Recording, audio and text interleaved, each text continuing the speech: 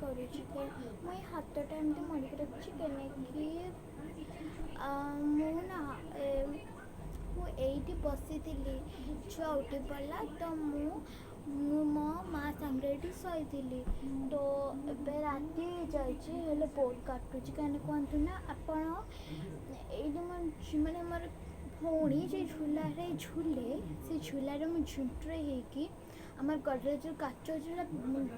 କୁଟିଗଲା ତ ସେଇଟା ଭାଙ୍ଗିଗଲା ସେଇଟା ଯେ କେତେଟା ଅଂଶ ମୋ ହାତରେ ଲାଗିଯାଇଥିଲା ତ ଏବେ ମୋ ହାତ କାଟି ଦେଇଛି ଦେଖିପାରୁଥିବେ କେତେ ବଡ଼ଟା କାଟିଛି ଏବେ ମଲମ ଦେଇଦେଇଛି ସେଥିପାଇଁ ଦେଖାଯାଉନି ହେଲେ ବହୁତ ଭିତରକୁ କାଟିଯାଇଛି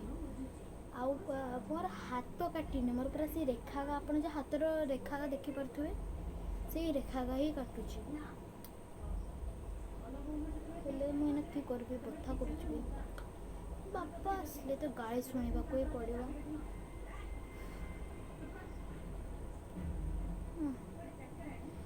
କି କରିବି ମୁଁ ଭାବୁଛି ବହୁତ କରୁଛି